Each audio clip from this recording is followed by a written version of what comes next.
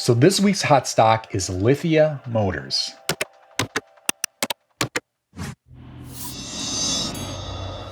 So Lithia Motors owns about 290 dealerships around the US. They make money on selling new vehicles, used vehicles, repairing vehicles. That's a big part of dealerships. Sure, you can make money on selling vehicles, but you want people returning to make those reoccurring revenue charges on oil changes and maintenance. So they make a lot of money there. They also make money on warranties, insurance, and financing. Now, if you're curious to know what kind of automobiles they're selling, on their homepage, you can actually scroll down, check this out.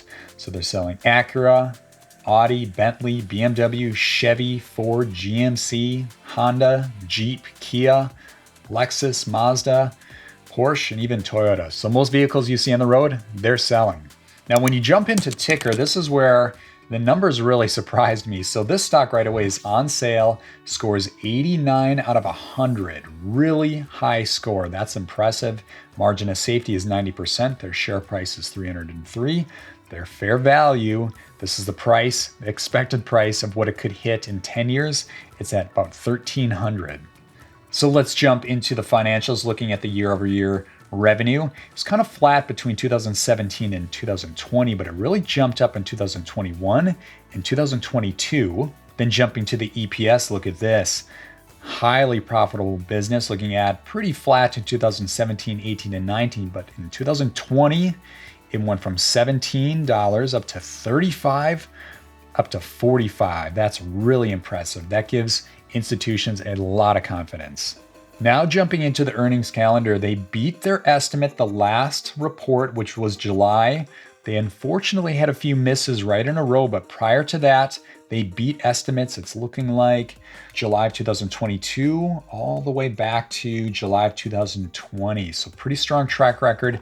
It's just we want to see those consistent earnings reports beating estimates from here on out.